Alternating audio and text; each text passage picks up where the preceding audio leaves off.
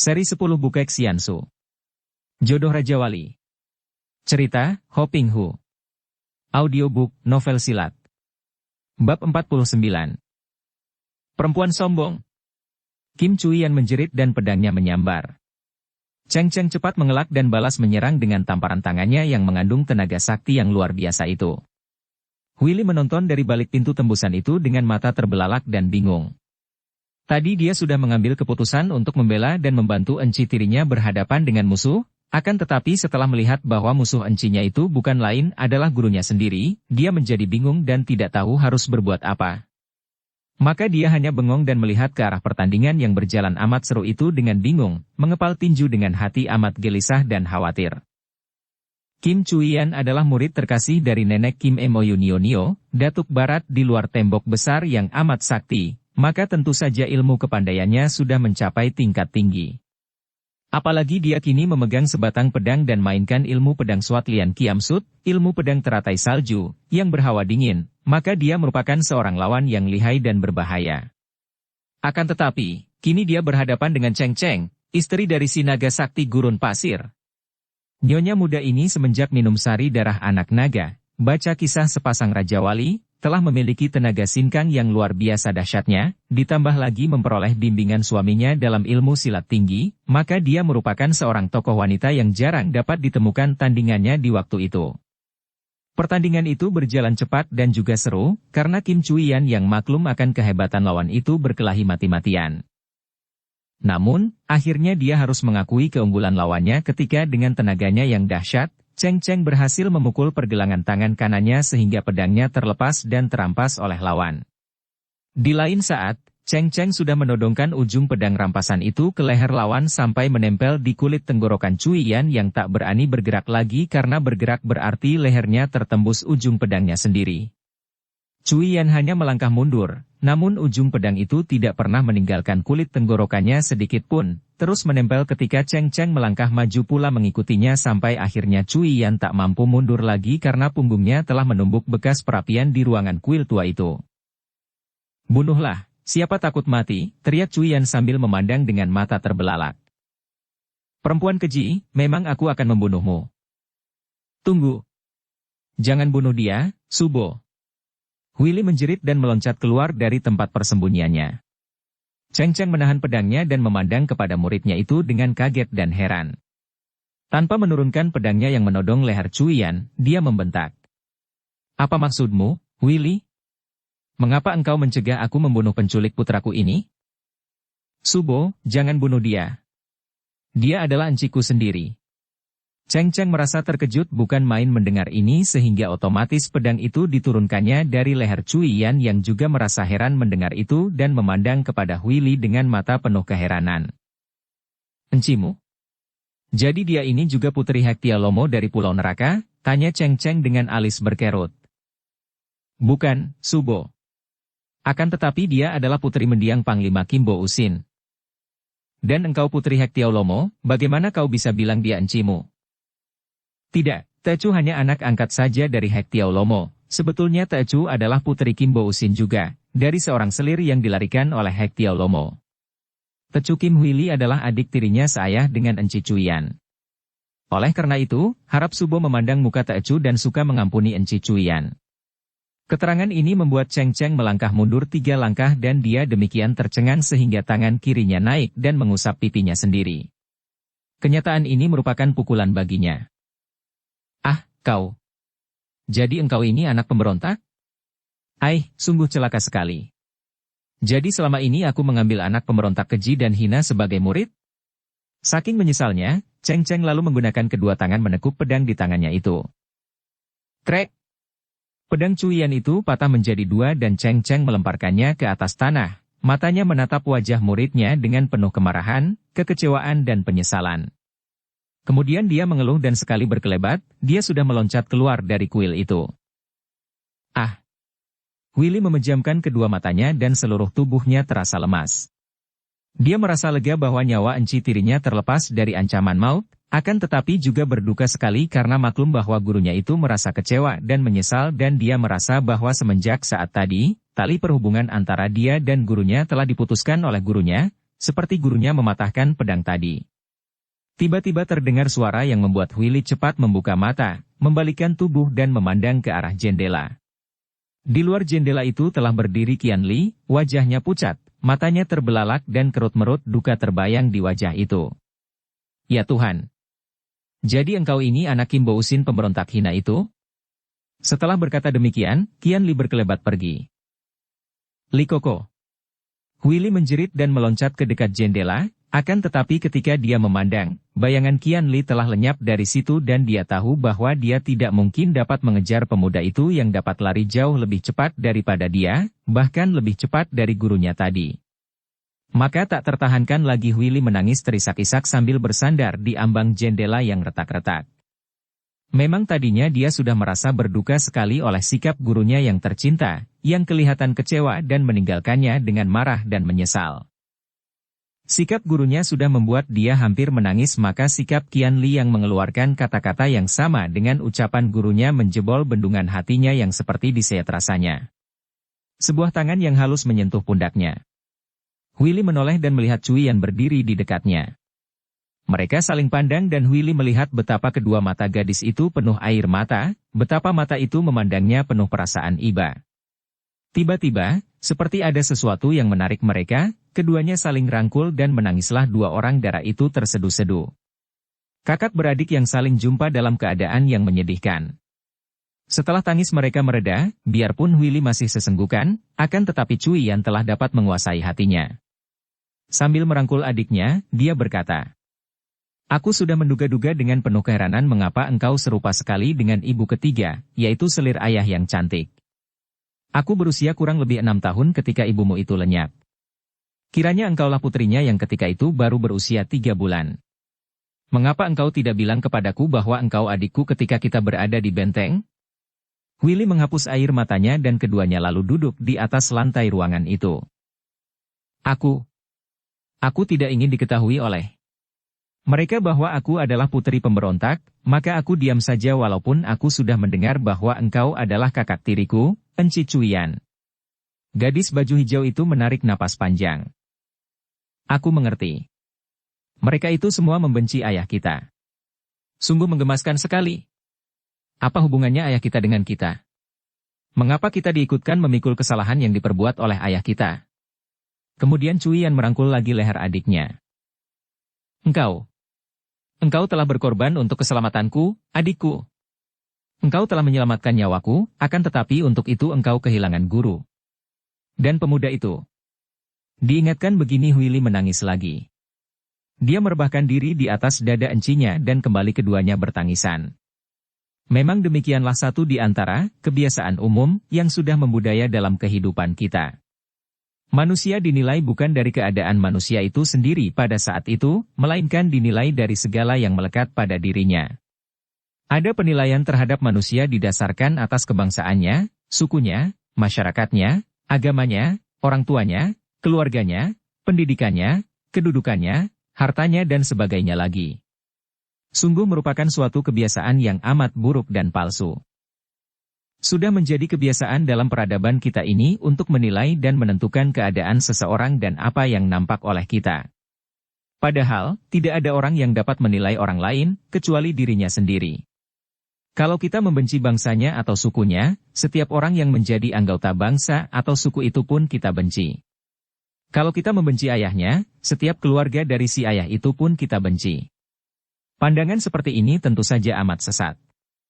Pandangan seperti ini menimbulkan konflik antara suku, antara bangsa, antara agama, antara keluarga dan antara perorangan. Dapatkah kita hidup di dunia ini sedemikian bebasnya dari pandangan ketergantungan dan penilaian ini sehingga kita menghadapi siapapun juga tanpa mengingat kebangsaannya, kesukuannya, agamanya, kaya miskinnya, pintar bodohnya, keluarganya, melainkan sebagai manusia dengan manusia lain pada saat itu juga, tanpa diembel-embeli latar belakang atau latar depannya, asal-usulnya atau segala perbuatannya yang telah lampau? Kalau tidak dapat, maka konflik antara manusia pun takkan pernah dapat dihentikan. Kakak beradik itu lalu saling menceritakan pengalaman dan riwayat mereka masing-masing. Dengan segala kejujuran mereka membuka rahasia hati masing-masing sehingga mengertilah Willy bahwa encinya ini saling mencinta dengan Leong Taekvi dan merencanakan pernikahan mereka.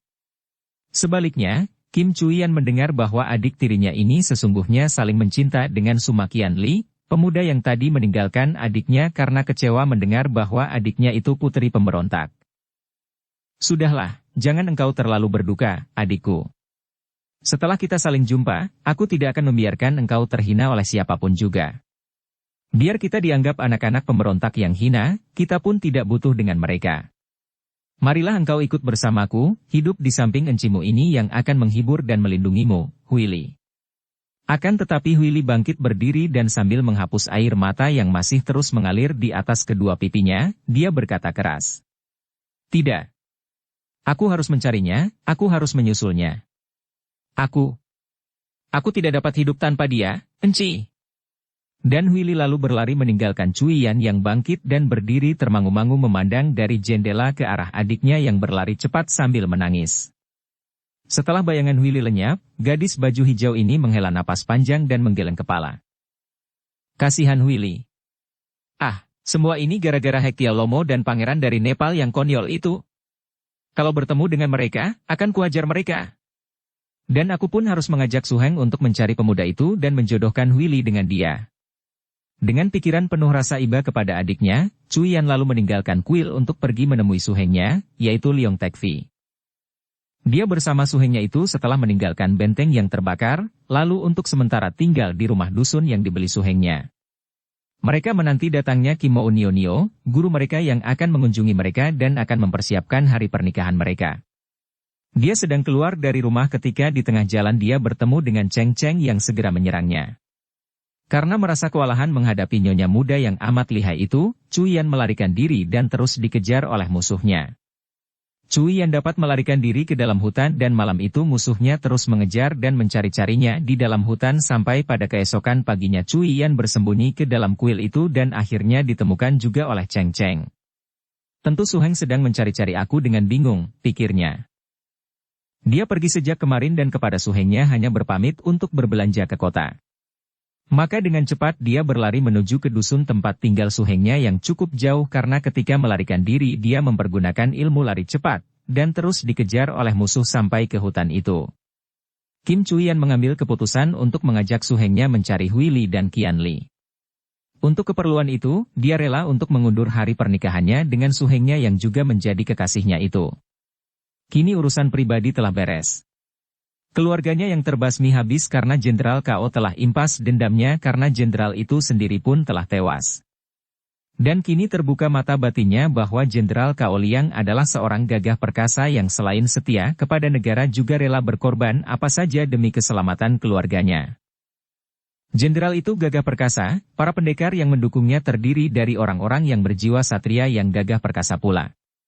Maka dia telah menghapus dendam pribadi itu dari hatinya, dan diam-diam dia merasa bersyukur bahwa dia tidak memperdalam dendam itu dengan mencelakai cucu Jenderal Kao Liang atau putra dari si naga sakti gurun pasir, walaupun baru saja dia hampir tewas di tangan ibu dari anak yang diculiknya itu yang masih marah kepadanya. Diam-diam dia bergidik kalau teringat akan pengalamannya bertanding melawan istri si naga sakti gurun pasir. Baru istrinya saja sudah demikian saktinya sehingga biarpun dia mempergunakan pedang, sama sekali dia tidak berdaya mendesak wanita itu. Agaknya bahkan gurunya sendiri pun belum tentu dapat menangkan wanita itu dengan mudah. Apalagi si naga sakti sendiri. Koksu Nepal yang demikian saktinya, orang ketiga dari Imkan Ngooke juga tidak mampu menandingi si naga sakti. Dia bergidik. Biarlah dia mencari adiknya, mengurus perjodohan adiknya itu, baru dia akan ikut bersama suhengnya, atau kekasihnya, atau calon suaminya, ke utara, jauh sekali ke utara, ke tempat asal ibu dari suhengnya yang juga menjadi tempat asal guru mereka, Nenek Kim Mounionio. Matahari telah naik tinggi ketika gadis baju hijau itu memasuki sebuah hutan. Dia harus berjalan cepat agar dapat tiba di dusun yang menjadi tempat tinggal mereka sementara waktu, di mana suhengnya tentu sedang menanti kedatangannya dengan gelisah. Tiba-tiba di sebelah depan berkelebat bayangan orang dan dari balik pohon-pohon muncullah seorang laki-laki bertubuh tinggi tegap yang kepalanya memakai sorban dan di bagian depan sorban itu terhias bulu burung yang amat indah. Segera Cuiyan mengenal orang itu. Pangeran Baruhendra atau Leong Bianchu, pangeran dari Nepal itu. Melihat pangeran ini, hati Cuiyan yang masih dipenuhi rasa iba dan duka karena adiknya, seketika menjadi panas karena dia teringat bahwa pangeran inilah yang menjadi gara-gara sehingga adiknya itu kini mengalami hal-hal yang menyengsarakan hati. Laki-laki macam ini mau memaksa Willy menjadi istrinya. Liong Bianchu juga segera mengenal Cuiyan, Sumoy dan kekasih dari saudara misannya itu, maka dengan tersenyum lebar dia cepat menghampiri dan begitu berhadapan dia berkata, kiranya Nona Kim berada di sini. Sungguh menggembirakan hati dapat bertemu dengan calon iparku yang begini cantik manis. Di mana adanya saudaraku Liong Tekvi? Sikap yang ceriwis itu makin memanaskan hati Cuiyan. Dia berdiri tegak memandang wajah pangeran itu dengan sepasang mata terbelalak, mukanya merah dan mulutnya cemberut, hidungnya yang mancung itu bergetar dan cuping hidungnya kembang kempis karena kemarahan membuat napasnya agak memburu. Kemudian terdengar dia berkata, suaranya nyaring dan kaku. Pangeran, engkau adalah seorang laki-laki yang tidak tahu malu. Sepasang alis yang tebal hitam itu berkerut dan sepasang mata yang agak dalam dan mempunyai pandangan tajam itu menatap wajah Cuiyan yang cantik. Memang cantik manis sekali calon iparku ini, pikir sang pangeran. Terutama sekali hidungnya yang mancung itu, manis sekali. Akan tetapi mengapa dia marah-marah dan berani memakinya? Hati pangeran ini memang sedang tertekan oleh kekecewaan dan kedukaan. Gerakannya telah gagal total, bentengnya telah hancur dan dia tentu akan mendapat kemarahan besar dari pamannya yang kini menjadi raja di Nepal. Selain itu, juga baru saja dia kehilangan Willy, gadis yang dicintanya. Dalam keadaan murung seperti itu, kini bertemu dengan wanita ini yang datang-datang memakinya sebagai laki-laki yang tidak tahu malu, tentu saja diam-diam dia merasa penasaran dan marah sekali. Dia, Pangeran Nepal, yang biasanya disembah-sembah orang, yang biasanya dihujani kerling dan senyum manis oleh setiap orang wanita, tua ataupun muda, yang selama hidupnya belum pernah dihina wanita kecuali Willy yang dicintanya, sekarang merasa dihina oleh wanita ini. Namun, dia dapat menyembunyikan kemarahannya dan masih tersenyum memandang wanita yang marah-marah sampai kedua pipinya kemerahan dan amat menarik itu. Calon iparku yang manis, mengapa begitu bertemu engkau marah-marah dan memaki aku? Biarpun kalau marah engkau kelihatan bertambah cantik, akan tetapi iparmu ini ingin mengetahui mengapa engkau marah kepadaku. Sikap dan kata-kata Liong Bianchu merupakan minyak pembakar yang disiramkan pada api yang menyala di dalam Cuiyan. Mukanya bertambah merah dan matanya mengeluarkan sinar berkilat. Laki-laki tak sopan. Engkau tahu bahwa adikku Willy tidak suka kepadamu, kenapa engkau hendak memaksanya menjadi istrimu? Engkaulah yang membuat dia merana. Pangeran Nepal itu memandang dengan sepasang mata mulai berseri. Teringatlah kini dia bahwa wanita yang berdiri di depannya dan sedang marah-marah ini adalah kakak tiri Willy, putri dari mendiang Kim Bo Usin, hanya berlainan ibu dengan Willy. Memang ada kemiripan antara keduanya, terutama sikap galaknya dan bibir yang membayangkan kelembutan di balik kekerasan itu. Maka timbullah dua macam perasaan di dalam hatinya, perasaan yang terdorong oleh kecewa dan penasaran karena kegagalannya. Perasaan itu adalah perasaan marah karena dia dihina wanita, bercampur dengan perasaan kagum karena memang keberanian wanita ini mengingatkan dia akan keberanian Willy dan itulah yang membangkitkan berahinya. Biar aku luput mendapatkan adiknya, biar ku dapatkan kakaknya, demikian bisikan hatinya yang mulai panas.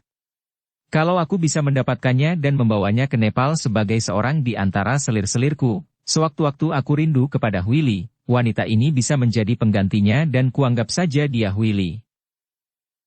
Kim Cuiyan, nona yang cantik manis. Kalau kau anggap aku demikian, lalu bagaimana? Engkau mau menghukumku? Nah, silakan, aku menyerah kepada seorang wanita denok manis seperti engkau. Sepasang mata wanita itu berapi-api saking marahnya. Pangeran ceriwis. Engkau harus menyatakan bersalah, minta ampun di depanku dan berjanji bahwa selanjutnya engkau tidak akan mengganggu adikku Willy lagi. Tentu saja diam-diam Pangeran Baruhendra menjadi marah sekali, akan tetapi dia masih tersenyum sungguh pun pandang matanya mulai berapi. Kalau aku tidak mau minta ampun bagaimana?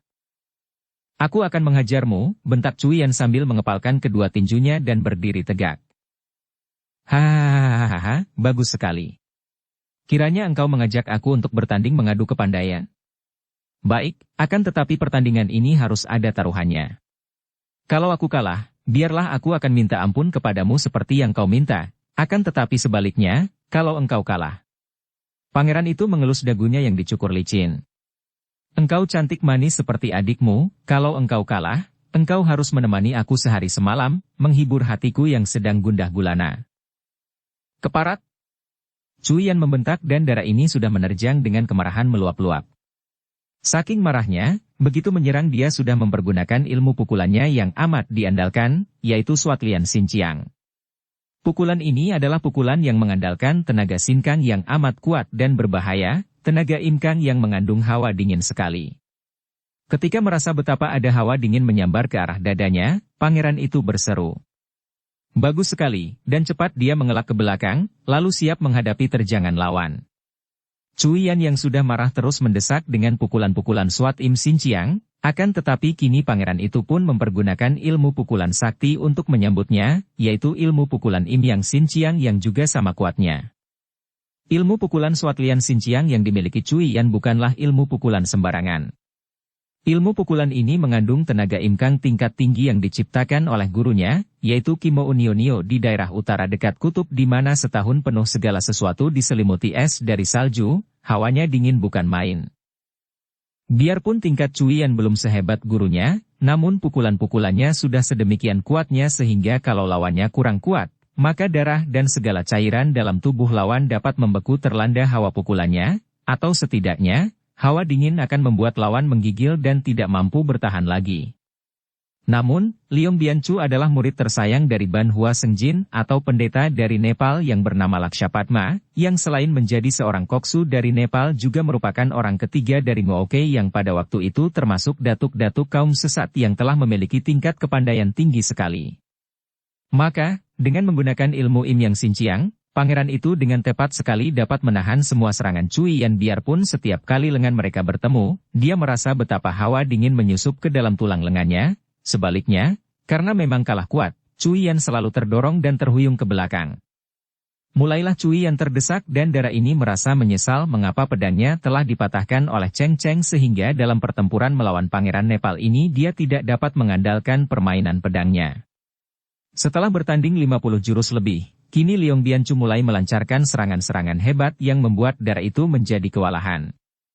Memang, kalau dibandingkan, tingkat kepandaian pangeran Nepal itu masih lebih tinggi, maka begitu dia menekan, darah itu menjadi sibuk sekali dan pada saat kedua lengan mereka kembali beradu, Liong Bianchu mempergunakan kesempatan itu untuk mencengkeram pergelangan tangan kanan darah itu.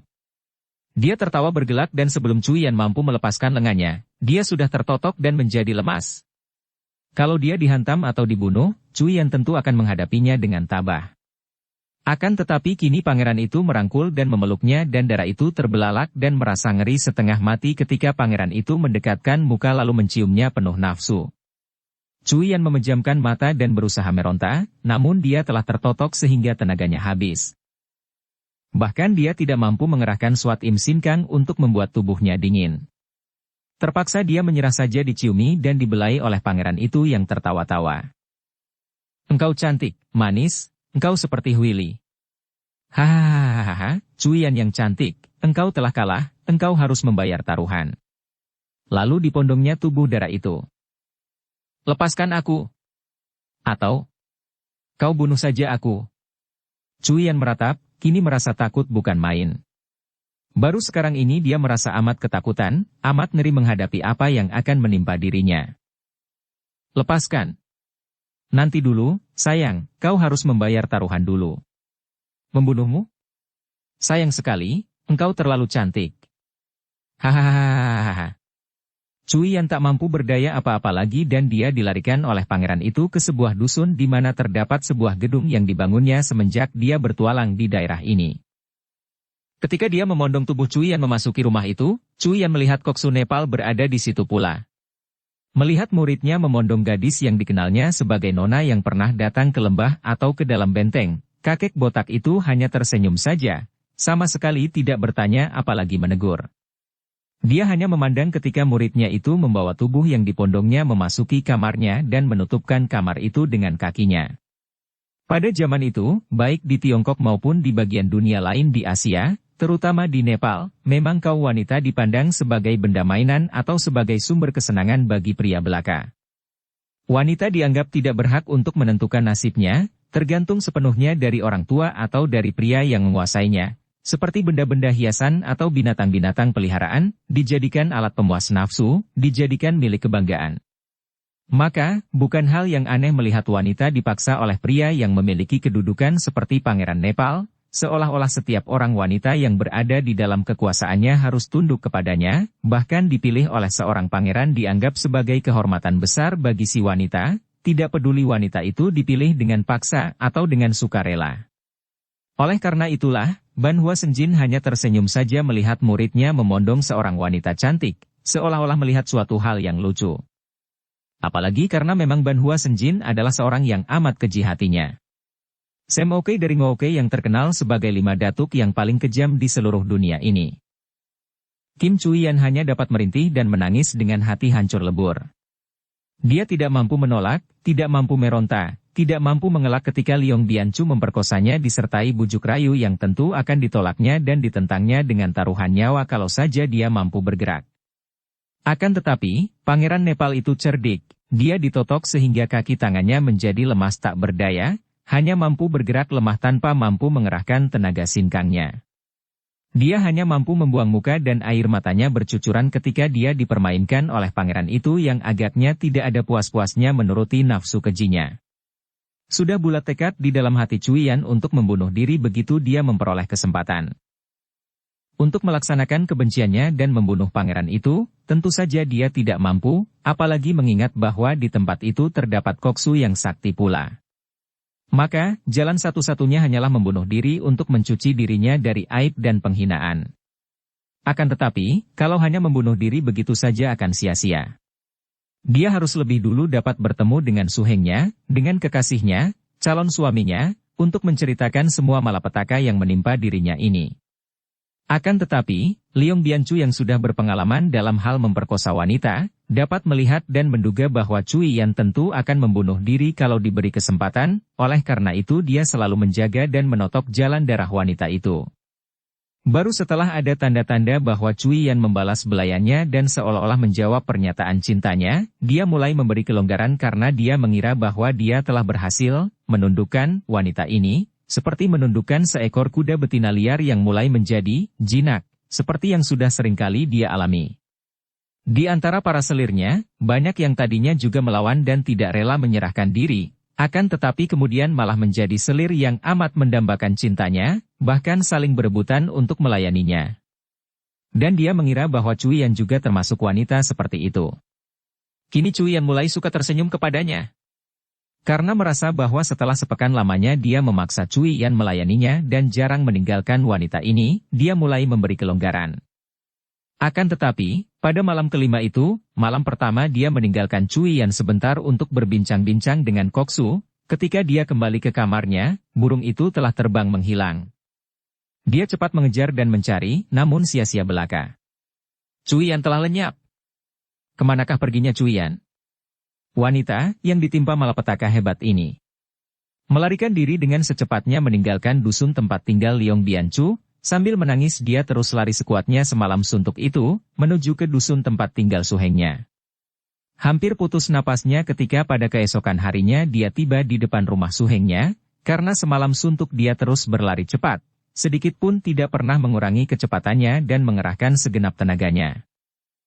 Bukan main kaget hati Liong Tekvi ketika dia melihat sumoynya datang berlari-lari, lalu menubruk padanya, merangkul dan menangis tersedu-sedu. Sumoy, apa yang telah terjadi? Kemana saja selama ini engkau pergi? Aku dan Subo mencari-carimu sampai kemana-mana, hatiku risau dan bingung sekali. Pemuda berkulit putih bermata kebiruan itu merangkul dan mengelus rambut kekasihnya. Chuyan, apa yang telah terjadi? Tiba-tiba terdengar suara seorang wanita dan ketika mendengar ini, Chuyan kaget dan menengok, kemudian dia menjerit dan melepaskan rangkulan leher suhengnya, menubruk kaki nenek itu sambil menangis sesenggukan. Nenek itu bukan lain adalah gurunya, Kim Mo Unionio. Nenek ini sudah tua sekali, sudah 90-an tahun usianya, dan keadaannya amat mengerikan. Rambutnya pirang keemasan sudah penuh uban, matanya agak kebiruan dan di kedua lengannya nampak 2 buah gelang, yang kanan terbuat dari emas dan yang kiri dari perak. Sepasang gelang emas dan perak itu selain menjadi perhiasan, juga merupakan senjatanya yang ampuh sekali. Melihat muridnya itu menangis tersedu-sedu sambil merangkul kakinya, nenek itu menyeringai dan sekali menggerakkan kakinya, tubuh muridnya itu terjengkang. Memalukan sekali. Apakah selama ini aku mengajar engkau menjadi wanita lemah dan cengeng? Hayo katakan apa yang telah terjadi. Dengan air mata bercucuran Cui Yan bangkit berdiri dan ketika dia bertemu pandang dengan kekasihnya, kembali dia tersedu-sedu. Leong Tekfi melangkah maju dan memegang tangan Sumoynya, memandang dengan penuh kekhawatiran dan bertanya halus. Sumoy, ada apakah? Engkau benar-benar membuat aku gelisah sekali. Ceritakanlah. Su Heng. Demikian. Engkau harus membunuh si jahanam Leong Bianchu. Tentu saja ucapan itu membuat Leong Tekfi terkejut bukan main. Leong Bianchu adalah saudara misanya dan sekarang Sumoynya atau kekasihnya ini minta kepadanya untuk membunuh saudara misanya itu? Sumoy, apakah yang terjadi? Mengapa engkau mengajukan permintaan yang luar biasa ini? Sepekan yang lalu, aku bertemu dengan dia, kami bertempur karena aku menyalahkan dia yang ingin memaksa adikku Kim Hui Li menjadi istrinya dan karena dia kurang ajar kepadaku, aku kalah dan tertawan. Aku dibawa ke dusun sebelah barat hutan di mana jahanam itu tinggal bersama gurunya, Koksu Nepal dan Cui Yan kembali menjerit dan menangis terisak-isak. Sepasang alis Tekfi berkerut dan pandang mata yang ditujukan kepada Sumoynya itu penuh kekhawatiran. Lalu bagaimana, Sumoy? Dia. Selama sepekan ini. Dia. Memaksaku, dia memperkosa aku. Dan aku tidak berdaya. Ditotoknya dan diperkosanya. Huhuhu. Leong Tekfi mengeluarkan suara bentakan nyaring dan wajahnya seketika menjadi pucat sekali, matanya terbelalak dan tinjunya dikepal kuat-kuat. Su Heng. Cui Yan menjerit dan menubruk Su Hengnya. Tekfi menerima dan merangkul kekasihnya, dari kedua matanya juga keluar air mata saking marah dan menyesalnya. Dia ingin menghibur kekasihnya, akan tetapi tidak tahu harus berkata apa. Tekfi, awas. Cegah dia. Tiba-tiba Kimou Nio berseru dan sekali meloncat dia telah menerkam Cui Yan dan menangkap kedua tangan darah itu, akan tetapi terlambat sudah.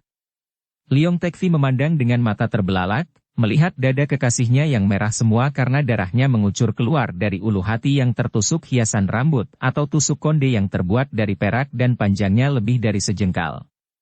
Tusuk konde itu terbenam di dada Cui Yan, menembus jantungnya sehingga darah muncrat-muncrat dan tanpa banyak bergerak lagi darah itu menjadi lemas dan lunglai. Sumoy. Tekfi menjerit dan menubruk, merangkul kekasihnya. Cui Yan membuka mata dan bibirnya bergerak lemah. Balaskan Su Heng. Kemudian tubuhnya lunglai dan matanya terpejam. Sumoy. Cui Yan. Cui Yan kekasihku. Leong Tekfi menangis dan berteriak-teriak seperti orang gila memanggil-manggil nama kekasihnya, namun nyawa Cui Yan telah melayang pergi meninggalkan tubuhnya. Bianchu, jahanam kau. Aku harus mengadu nyawa denganmu. Leong Tekfi menurunkan jenazah kekasihnya dan dia meloncat bangun, kemudian lari dari rumah itu, diikuti oleh subonya. Tekfi, nanti dulu, subonya berseru, akan tetapi Leong Tekfi yang sudah hampir gila saking duka dan marahnya, tidak mempedulikan subonya sehingga terpaksa Kimou Nio mengikutinya terus menuju ke barat dengan cepat sekali. Ketika tiba di dusun itu, dengan mudah Leong Tekfi dapat mencari rumah saudara misannya itu dan kebetulan sesekali pada waktu itu, Pangeran Leong Bianchu dan Ban Hua Senjin sedang berada di ruangan depan. Mereka sudah tahu bahwa Cui Yan semalam telah berhasil melarikan diri, dan mereka pun menduga bahwa mungkin saja kekasih nona itu, yaitu Leong Tekfi atau saudara misan sang pangeran, akan muncul. Akan tetapi mereka bersikap tenang-tenang saja dan tidak takut, bahkan mereka lalu melupakan urusan nona itu dan bicara tentang kegagalan gerakan mereka dan mengatur rencana selanjutnya. Perhatian mereka kini ditujukan kepada pemberontakan di Bhutan yang dilakukan oleh Mohinta. Ketika mereka sedang bercakap-cakap, tiba-tiba terdengar bentakan nyaring dari depan. Bianchu, jahanam Hinadina. Mari kita tentukan siapa di antara kita yang harus mampus untuk menemani arwah Sumoyku. Pangeran Leong Bianchu bangkit berdiri, sedangkan Koksu Nepal hanya menoleh saja. Akan tetapi terkejutlah guru dan murid ini ketika melihat bahwa di belakang Leong Tekfi terdapat seorang nenek berambut keemasan yang bukan lain adalah Kim Mo Unionio, datuk luar tembok besar dari utara itu. Biarpun terkejut melihat kehadiran nenek itu yang sudah seringkali didengarnya dari suhunya, akan tetapi karena di situ hadir pula gurunya, Pangeran Nepal tidak merasa gentar dan dengan gagah dia menyambut kemarahan saudara misannya itu dengan tersenyum. Saudaraku Tekfi, mengapa engkau datang dengan kemarahan seperti itu? Keparat, engkau manusia berhati binatang. Engkau menghina dan memperkosa calon istriku sampai dia membunuh diri. Ah, aku tidak ingin hidup bersamamu di dunia ini. Seorang di antara kita harus mati, bentak Leong Tekfi dan dengan kemarahan memuncak. Pemuda peranakan bule ini sudah menerjang dengan pukulan yang amat keras. Leong Bianchu cepat mengelak dengan loncatan ke belakang sambil berkata, "Sabar dulu, saudaraku. Apakah kita antara saudara harus saling bunuh hanya karena urusan wanita? Aku dapat mengganti 1000 orang wanita yang lebih cantik daripada semuamu itu. Manusia iblis. Harus kau ganti dengan nyawamu." Tekfi menerjang lagi, kini menggunakan ilmu pukulan Swat Lian Xinjiang setelah menggosok-gosok kedua tangannya lalu diputar-putar di depan dada dan menyerang dengan gerakan mendorong lawan. Pangeran Nepal itu terkejut bukan main. Hawa dingin yang menyerangnya amat hebat, lebih hebat daripada serangan Kim Chuiyan, tanda bahwa tingkat kepandaian saudara misannya ini masih lebih tinggi daripada nona yang pernah ditawannya itu. Maka dia tidak mau banyak bicara lagi karena kalau dia tidak waspada, bisa-bisa dia celaka oleh lawan ini. Apalagi dia melihat betapa gurunya tidak turun tangan membantu, melainkan berdiri bertolak pinggang dan tak jauh dari situ nampak si nenek rambut kuning emas itu juga berdiri dengan sikap siap menghadapi Sam Okai atau Koksu Nepal. Pangeran Leong Bianchu mengelak dan balas menyerang, dan karena dia maklum akan kelihayan lawan, dia pun kini mempergunakan ilmu pukulan Im Yang Xinjiang. Dia tidak mau mengalah dan biarpun merasa sayang bahwa dia harus bermusuhan dengan saudara misannya, namun pangeran ini maklum bahwa dia tidak akan dapat membujuknya maka terpaksa harus membunuhnya. Terjadilah pertandingan yang amat seru dan mati-matian antara dua orang saudara misan ini. Ternyata bahwa tingkat kepandaian mereka memang berimbang sehingga berbeda dengan ketika melawan Chuiyan. Sekali ini Pangeran Leong Bianchu harus mempergunakan seluruh kepandaiannya untuk menghadapi lawan ini. Sementara itu, Sam Okai dan Kim Mo Unionio tetap berdiri menonton sambil bersiap-siap turun tangan kalau pihak lawan dibantu oleh guru masing-masing. Akan tetapi, kakek botak itu hanya tersenyum saja melihat betapa muridnya agak kewalahan menghadapi lawannya, sedangkan Kim Mo Unionio secara terang-terangan selalu memandang kakek itu untuk mengamati gerak-geriknya. 100 jurus telah lewat dan kedua lengan mereka telah bengkak-bengkak, akan tetapi pertandingan itu masih berlangsung terus dengan serunya. Pangeran Leong Bianchu makin terkejut dan mulai merasa khawatir. Tak disangkanya bahwa saudara misannya ini ternyata tangguh sekali. Leong Tekfi, kita berdua dapat membangun kembali kejayaan ayah-ayah kita. Mengapa engkau tidak menghabiskan saja urusan perempuan ini? Dia berseru sambil menangkis sebuah pukulan keras yang membuat mereka berdua terpental ke belakang. Akan tetapi Leong Tekfi menerjang lagi dengan nekat. Leong Bianchu, aku baru menganggap habis urusan ini kalau kau sudah menggeletak tanpa nyawa di depan kakiku. Keparat! Leong Bianchu membentak marah dan perkelahian dilanjutkan makin nekat dan makin seru. Akan tetapi karena pada waktu itu hati Leong Tekfi diliputi penuh kedukaan dan kemarahan, penuh dendam sakit hati yang meluap-luap, maka serangannya lebih bersemangat dan nekat. Dia tidak takut mati dan tenaganya seperti bertambah hebat oleh semangat dan kenekatan ini, berbeda dengan Leong Bianchu yang masih bersikap hati-hati. Oleh karena inilah maka kini pangeran itu kelihatan mulai terdesak. Serangan-serangan Leong Tekfi seperti seekor singa terluka yang sudah nekat. Hanya ada dua pilihan bagi pemuda yang sakit hati ini, yaitu membunuh atau terbunuh. Leong Bianchu mulai khawatir dan tak terasa lagi dia mengharapkan bantuan gurunya. Suhu, harap bantu. Akan tetapi sungguh aneh. Kakek botak yang biasanya sebagai seorang koksu amat taat kepada pangeran ini, sekarang hanya tersenyum dan sama sekali tidak bergerak membantu, juga tidak berkata apa-apa. Memang, hati kakek ini luar biasa kejinya maka dia menjadi orang ketiga dari Sam Okai, 5 jahat yang oleh dunia Kang Ou dianggap sebagai datuk-datuk kejahatan yang paling hebat. Di dalam hati kakek botak ini, yang terpenting adalah keuntungan atau kesenangan bagi dirinya sendiri. Memang benar bahwa Liong Bianchu adalah muridnya, akan tetapi Ban Hua Senjin ini mau mengambilnya sebagai murid hanya karena pemuda ini adalah pangeran Nepal sehingga melalui muridnya dia dapat memperoleh kedudukan sampai menjadi koksu. Tentu saja tidak ada perasaan cinta sebagai guru terhadap pangeran ini. Apalagi sekarang dia melihat bahwa yang terbaik bagi dirinya adalah matinya pangeran ini. Gerakan pangeran ini yang ditunjangnya telah gagal, dan hal ini tentu akan mendatangkan kemarahan pada Raja Nepal, dan kalau pangeran ini masih hidup dan mereka berdua bersama-sama kembali ke Nepal, tentu dialah yang akan dipersalahkan oleh Raja Nepal karena kegagalan itu. Akan tetapi kalau pangeran Liong Bianchu sudah tidak ada, tentu dia dapat menimpakan kesalahan kepada pangeran ini. Dia sendiri masih akan dapat menghibur hati raja dengan membuat jasa baru, yaitu menaklukkan Bhutan dengan bantuan Mohinta seperti yang telah diaturnya itu. Demikianlah, setiap perbuatan yang disebut jahat, kejam, keras dan licik selalu tentu terdorong oleh keinginan untuk keuntungan atau kesenangan diri sendiri. Keinginan untuk senang, atau pengejaran terhadap kesenangan inilah yang menyeret manusia untuk melakukan perbuatan-perbuatan yang amat jahat. Bagi dia yang melakukannya, perbuatan itu tidak dianggap jahat karena dianggap sebagai suatu kecerdikan atau langkah-langkah demi mencapai apa yang dicita-citakan atau yang dikejar-kejar. Dapat kita saksikan sehari-hari dalam kehidupan kita betapa pengejaran terhadap kedudukan menimbulkan jegal-jegalan, permusuhan dan bunuh-membunuh, pengejaran terhadap harta menimbulkan sogok-menyogok, korupsi, penipuan, pencurian dan sebagainya. Pengejaran terhadap kehormatan, kebersihan nama dan apa yang dinamakan kebaikan menimbulkan penjilatan dan kemunafikan.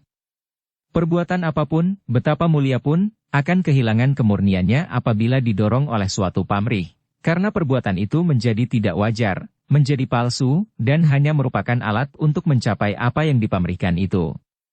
Dan pamrih, tetap memalsukan inti perbuatan, biar pamrih itu bisa saja kita beri pakaian dan menyebutnya sebagai pamrih baik, pamrih mulia, dan sebagainya lagi. Pada hakikatnya, betapapun baik dan mulianya kita namakan dia, pamrih itu bukan lain adalah keinginan tercapainya sesuatu yang menguntungkan atau menyenangkan diri kita, lahir maupun batin. Hanya tindakan yang seketika, tanpa pamrih, wajar dan tanpa kita sadari baik buruknya, tanpa didasari kebencian, kemarahan, iri hati, rasa takut, maka tindakan seperti itu barulah merupakan tindakan yang benar, karena tindakan tanpa pamrih dan tanpa dinodai oleh segala macam nafsu pementingan diri pribadi itulah tindakan yang mengandung cinta kasih. Ketika Pangeran Liong Bianchu mendapat kenyataan betapa gurunya diam saja, jangankan membantunya, bahkan menjawab permintaannya pun tidak, hatinya menjadi kecut sekali dan dia menjadi makin panik. Kesempatan ini dipergunakan oleh Liong Tekvi untuk menubruk ke depan dan terdengarlah pekik menyayat hati ketika tangan kanan Tekvi yang ditusukkan itu mengenai dada Pangeran Liong Bianchu dan amblas memasuki dada seperti sebuah kapak. Krot! Tangan yang terbuka jari-jarinya dan mengandung tenaga sinkang amat kuat itu memasuki rongga dada sampai sepergelangan tangan dalamnya. Akan tetapi pada saat itu juga, dengan mata melotot dan mulut masih mengeluarkan pekik Pangeran Liong Bianchu menghantamkan kepalan kanannya ke arah kepala yang amat dekat dengannya itu. Prak! Pukulan itu keras bukan main karena dalam keadaan sekarat itu Liong Bianchu masih ingat untuk mengerahkan seluruh tenaga terakhir dalam pukulannya yang mengenai kepala dengan tepat sehingga kepala Liong Tekvi pecah terkena hantaman itu. Robohlah dua orang kakak beradik Misan itu, tergelimpang dan tak bergerak lagi karena keduanya telah tewas, mati sampiuh dalam perkelahian yang seru dan nekat itu. Berbeda dengan Semokei Ban Hua Senjin yang tidak mencinta muridnya, Kim Mo Nio amat mencinta murid-muridnya, terutama sekali Liong Tekvi karena pemuda ini memiliki kulit, warna mata dan rambut yang sama dengan dia. Tadi dia menjaga agar Semokei tidak membantu pangeran itu, dan dia sudah girang melihat kemenangan muridnya. Akan tetapi sungguh tidak disangkanya bahwa dalam saat terakhir itu, Pangeran Nepal masih sanggup melakukan pukulan maut terakhir yang menewaskan muridnya. Dia menjadi marah sekali. Dengan lengking mengerikan nenek ini menangis dan langsung saja dia menyerang Semokei Ban Hua Senjin. Ban Hua Senjin tertawa dan menggerakkan lengan bajunya menangkis. Hatinya girang bahwa muridnya tewas bersama lawannya. Hal ini amat menguntungkan dia. Pertama, dalam pertandingan tadi tak dapat dikatakan bahwa muridnya kalah karena lawannya juga tewas sehingga namanya tidak akan ternoda oleh kekalahan muridnya. Kedua, pangeran itu tewas sebagaimana yang diharapkannya. Maka kini menghadapi kemarahan Kim Mounionio, dia tertawa. Nenek tua ini pun sebaiknya dibungkam mulutnya untuk selamanya karena nenek ini merupakan seorang saksi pula. Baiknya, tidak ada penduduk dusun yang berani datang mendekat menyaksikan pertempuran itu sehingga yang menjadi saksi hanyalah nenek tua ini. Dan untuk membungkam mulutnya, tentu saja nenek ini harus dibunuh. Tangkisan Banhua Senjin membuat nenek itu terpelanting dan terhuyung, hampir saja roboh. Kim Mounionio terkejut bukan main. Lawannya memiliki sinkang yang luar biasa kuatnya, dan juga dia sendiri sudah terlampau tua, usianya sudah kurang lebih 100 tahun. Maklumlah nenek tua ini bahwa kalau mengandalkan tenaga sinkang dan ilmu pukulan, dia tidak akan menang melawan Sam Okai ini. Maka dia lalu mengeluarkan bentakan nyaring dan tiba-tiba saja nampak dua gulung sinar emas dan sinar perak melayang-layang dan menyerang ke arah Banhua Senjin dari atas, menyambar turun di kedua tangan nenek itu yang sudah terlepas dari tangannya dan seperti benda-benda hidup menyambar ke arah lawan sambil berputar cepat sekali sehingga mengeluarkan suara mendesing. Banhua Senjin terkejut melihat gulungan sinar yang menyambar dari kanan kiri ini. Akan tetapi sebagai seorang berilmu tinggi, dia tidak menjadi gugup dan cepat dia mengulur kedua tangan untuk menangkap dua buah gelang yang menyambar itu. Betapa kagetnya ketika dia mencoba menangkap, tangannya terasa nyeri seperti akan terkupas kulitnya oleh benda yang berpusing itu, maka cepat-cepat dia menarik kembali kedua tangannya dan dua benda itu seperti hidup menyambar ke arah kepala dan dadanya. Namun, Sam Okai dapat meloncat ke samping dan menghindarkan diri dari serangan maut itu dan ketika dia menghadapi lagi nenek itu, ternyata gelang emas dan gelang perak itu telah dipegang oleh si nenek yang lihai. Kiranya itukah senjatamu Kimlun dan Ginlun yang lihai? Bagus, aku ingin sekali merasakan sampai di mana kelihayannya, kata Sam Okai sambil tertawa. Memang dia pernah mendengar bahwa nenek ini lihai sekali memainkan Kimlun, roda emas, dan Ginlun, roda perak. Nenek itu tidak menjawab, melainkan mendengus dan sudah menyerang lagi, kini bersilat secara aneh dan kedua gelang itu berubah menjadi gulungan sinar yang menyilaukan mata dan mengeluarkan suara nyaring berdesing. Banhua Senjin yang maklum akan kelihayan lawan, cepat memutar tubuhnya dan kini tubuhnya sudah berpusing, lenyap bentuknya merupakan pusingan yang bergerak maju mundur, dari dalam pusingan itu terdengar suara ketawanya dan kadang-kadang sebuah kaki bersepatu dengan lapis baja mencuat untuk menendang atau sebuah dengan mencuat untuk menghantam atau menotok. Itulah ilmu silat yang amat diandalkan oleh kakek ini, yaitu ilmu yang disebutnya Tianti Hongi, hujan angin langit bumi, dan yang amat sukar dilawan. Kini nenek Kim Mounionio menjadi kaget dan bingung. Sepasang senjatanya kehilangan keampuhannya karena tubuh lawan yang berpusing itu sukar sekali diikuti oleh pandang matanya sehingga sukar pula dijadikan sasaran serangannya. Beberapa kali dia menyerang secara ngawur saja dan begitu bertemu dengan bayangan tubuh berpusing itu, senjatanya membalik diikuti oleh pukulan tangan atau tendangan kaki yang tiba-tiba mencuat dari pusingan itu, membuat dia terkejut sekali dan beberapa kali nyaris dia menjadi korban tendangan. Sambil berpusing dalam ilmu Tianti Hongi, diam-diam Banhua Senjin yang lihai itu memperhatikan gerakan kedua senjata lawan dan akhirnya dia mengenal sifat keras dari kedua senjata itu. Maka pada saat yang telah diperhitungkannya masak-masak, ketika lawan menggerakkan kedua gelang itu dari arah yang berlawanan yang memang menjadi sifat permainan kedua gelang itu, tiba-tiba nenek Kim Mounionio menjadi kabur pandangan matanya karena dia melihat warna merah yang lebar sekali dan tahu-tahu kedua tangannya berikut gelang emas dan perak yang dipegangnya itu telah tergulung dalam selimut mantel merah. Dan sebelum dia mampu bergerak, kaki kanan Banhua Senjin menendang. Tendangan itu sedemikian kuatnya dan tepat mengenai pusar Kim Mounionio. Nenek tua itu menjerit dan terlempar sampai beberapa meter jauhnya, terbanting jatuh dan dari mulut dan hidungnya mengalir darah, tubuhnya lunglai dan dia sudah tewas karena isi perutnya hancur oleh tendangan yang amat dahsyat tadi. Banhua Senjin tertawa puas melihat ke arah tiga mayat itu. Kemudian, dengan kasar dia menyeret mayat tiga orang itu dan melempar-lemparkannya ke dalam rumah, kemudian dia menyiramkan minyak dan membakar rumah itu.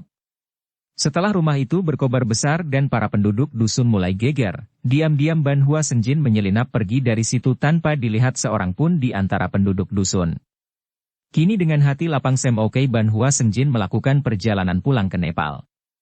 Dia telah menyusun laporan-laporan palsu kepada Raja Nepal yang akan diajukannya nanti setibanya di Nepal, tentang kegagalan gerakan di Tiongkok yang disebabkan oleh kesalahan-kesalahan Pangeran Baruhendra yang telah tewas pula dalam pertempuran. Andai kata kegagalan itu membuat dia tidak disukai lagi di kerajaan Nepal, dia pun masih dapat bergabung dengan keempat orang saudaranya dalam kedudukan mereka sebagai Ngooke. Cuilan, Pini, aku tahu bahwa engkau mencinta siluman kecil, bukan? Gadis cantik itu menundukkan mukanya dan biarpun dia berusaha untuk menahannya, namun tetap saja 2 titik air mata bergantung di pelupuk matanya. Kim Sim Niko menarik napas panjang dan untuk sejenak lamanya dia termenung, teringat akan pengalaman hidupnya sendiri ketika dia masih muda, ketika dia belum menjadi Niko. Puluhan tahun yang lalu, ketika dia masih merupakan seorang dara cantik dan muda seperti Pang Cuilan ini, ketika namanya masih Kim Chu dan dia merupakan seorang dara perkasa murid dari Ma Bin Lomo, dia pernah juga jatuh cinta mati-matian kepada Sumahan atau pendekar super sakti. Akan tetapi cintanya adalah cinta sepihak dan betapa dia merana dan mengalami penderitaan batin yang amat hebat. Dia tahu belaka betapa sengsaranya cinta yang tidak terbalas, akan tetapi sekarang dia melihat betapa semua itu adalah kesalahannya sendiri, betapa cinta kasih yang mengharapkan balasan adalah cinta kasih yang berdasar ingin menyenangkan diri sendiri dan karenanya tentu saja dapat berubah menjadi kesengsaraan karena pada hakikatnya, kesenangan yang dikejar-kejar adalah muka kedua dari kesusahan. Dalam cerita pendekar super sakti diceritakan dengan jelas semua pengalaman dan penderitaan yang diderita oleh Niko Utua ini akibat cintanya yang tidak mendapatkan balasan dari Sumahan yang dicintanya itu. Cuilan, hentikan tangismu dan dengarlah baik-baik segala ucapan Pini. Di waktu Pini masih muda, Pini pernah mengalami kepahitan hidup akibat cinta seperti yang kau rasakan sekarang ini, bahkan karena kegagalan cinta itulah yang mendorong Pini menjadi seorang Niko. Ketahuilah bahwa cinta Pini terhadap orang yang Pini cinta itu, seperti cintamu terhadap siluman kecil ini, adalah cinta yang palsu, Cuilan.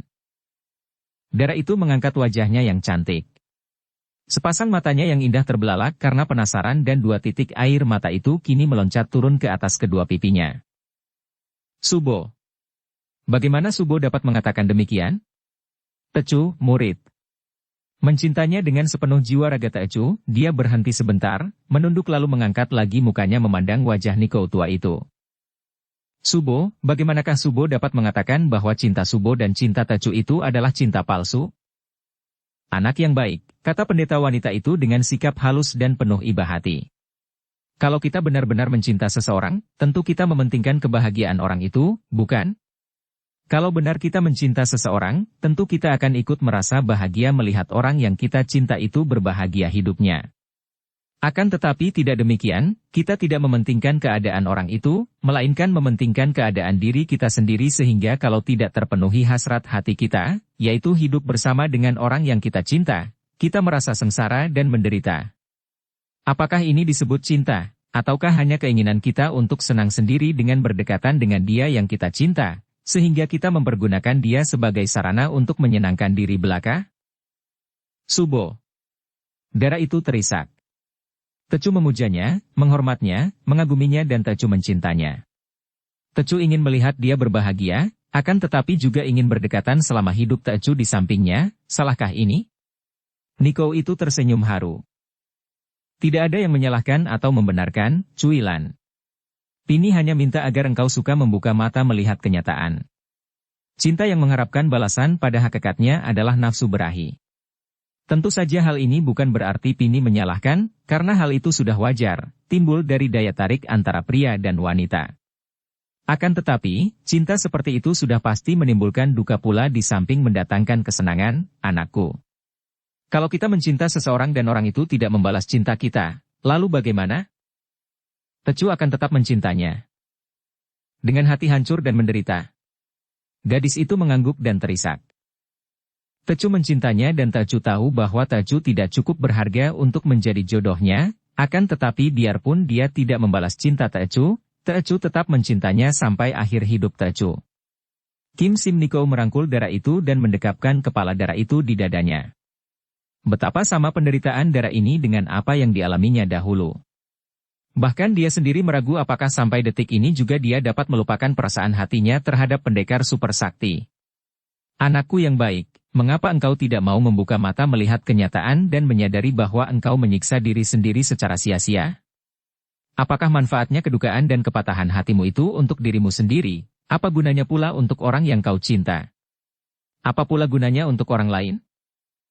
Mendengar ini, perih rasa hati Cuilan, dia memejamkan mata dan menggigit bibir yang gemetar menahan tangis. Air mata jatuh berderai dari kedua matanya. Setelah dapat menenangkan hatinya, dia lalu berkata, Subo, apakah yang harus Tecu lakukan sekarang? Tecu mohon petunjuk Subo. Kim Sim Niko mengelus rambut yang panjang halus itu, lalu mendorong tubuh muridnya dengan lembut. Duduklah yang baik, mari kita bicara.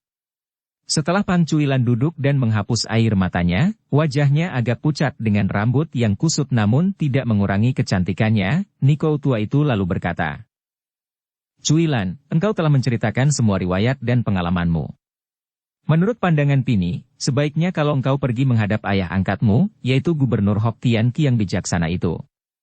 Di sana engkau akan terhibur, berada dalam lingkungan keluarga baik-baik dan terhormat. Dan Pini yakin bahwa ayah angkatmu yang bijaksana itu akan dapat mengatur hidupmu selanjutnya, mencarikan jodoh yang layak untukmu. Akan tetapi, Tecu merasa tentram berada di dekat Subo. Biarlah Tecu melayani Subo saja, Tecu tidak ingin menjadi seorang putri bangsawan terhormat. Pendeta itu tersenyum memandang wajah Dara yang jelita itu. Alangkah baiknya watakmu, Cuilan. Pini tahu bahwa engkau adalah seorang gadis yang rendah hati. Akan tetapi setelah Pini mengajarkan ginkang kepadamu, Pini yakin bahwa engkau tidak berbakat untuk menjadi seorang wanita yang mengandalkan kekerasan, sungguh pun Pini melihat jiwa pendekar yang gagah berani dalam dirimu. Dan Pini bukan menganjurkan engkau hidup kaya raya dan mulia di rumah Gubernur Hopei, melainkan karena gubernur itu amat baik dan sudah mengangkatmu sebagai putrinya, maka sudah sepatutnya kalau engkau ikut dengan beliau sebagai putrinya yang berbakti. Pini akan mengantarmu ke sana, Cuilan. Cuilan teringat kepada orang tua yang gagah dan bijaksana itu, dan akhirnya dia menurut karena memang dia sayang dan kagum kepada Gubernur Hok Tian Ki yang pernah mengalami bahaya bersamanya dan yang telah mengangkatnya sebagai anak itu. Memang, dia sudah tidak berayah ibu lagi, gubernur itu telah menjadi pengganti orang tuanya, sudah selayaknya kalau dia pergi menghadap ayah angkat itu. Demikianlah beberapa hari kemudian Cuilan diantar oleh Kim Sim Niko meninggalkan kuil Kuan Indio di lereng bukit Hai Hang San itu, untuk pergi ke Hopei, di mana Hok Tian Ki menjadi gubernurnya. Bersambung ke bab 50. Dukung kami dengan subscribe, follow, like, komen dan share. Terima kasih.